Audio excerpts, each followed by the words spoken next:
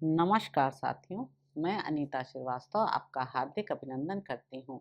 महर्षि वेदव्यास द्वारा रचित महाभारत के 148वें अध्याय में आज का प्रसंग है विदुर जी के भेजे हुए नाविक का पांडवों को गंगा जी के पार उतारना। वैशंपायन जी कहते हैं, जन्मेजय, इसी समय परम ज्ञानी विदुर जी ने अपने विश्वास के अनुसार एक शुद्ध विचार वाले पुरुष को उस वन में भेजा। कुरुनंदन, उसने विदुर जी के बताए अनुसार ठीक स्थान पर पहुंचकर वन में माता सहित पांडवों को देखा, जो नदी में कितना जल है इसका अनुमान लगा रहे थे।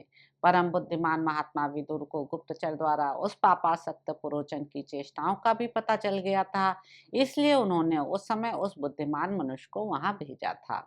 उसने मन और वायु के समान वेग से चलने वाली एक नाव पांडवों को दिखाई, जो सब प्रकार से हवा का वेग सहने में समर्थ और ध्वजा पताकाओं से सुशोभित थी।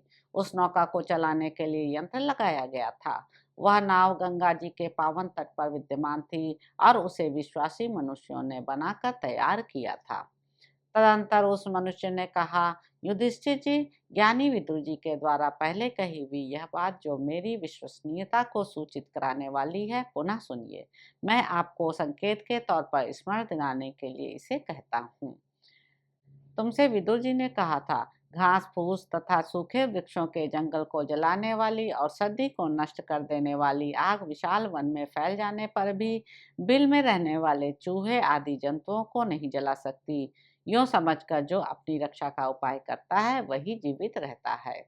इस संकेत से आप यह जान लें कि मैं विश्वास पात्र हूँ और विदुर जी ने ही मुझे भेजा है।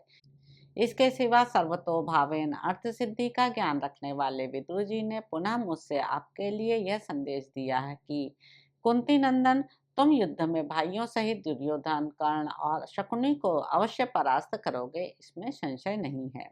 यह नौका जल मार्ग के लिए उपयुक्त है। जल में यह बड़ी सुगमता से चलने वाली है। यह नाव तुम सब लोगों को इस देश से दूर छोड़ देगी, इसमें संदेह नहीं है। इसके बाद माता सहित नरश्रेष्ठ पांडवों को अत्यंत दुखी देख नाविक ने उन सबको नाव पर चढ़ाया और जब वे गंगा के मार्ग से प्रस्थान करने लगे तब फिर इस प्रकार कहा, विदुर जी ने आप सभी पांडव पुत्रों को भावना द्वारा हृदय से लगाकर और मस्तक सूंघकर यह आशीर्वाद फिर कहलाया है कि तुम शांत चित्त हो कुशल पूर्वक मार्ग पर बढ़ते जाओ।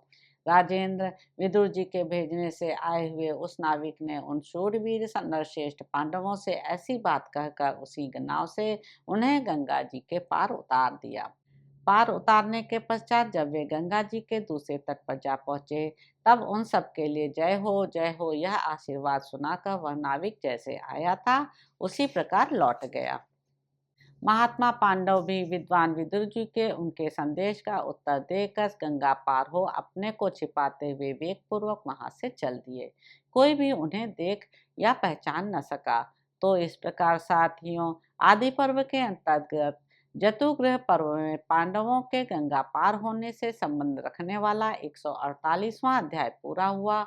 इसके अगले अंक में आप जानेंगे कि धृतराष्ट्र आदि के द्वारा पांडवों के लिए शोक प्रकाश एवं जलांजलि दान तथा पांडवों का वन में प्रवेश।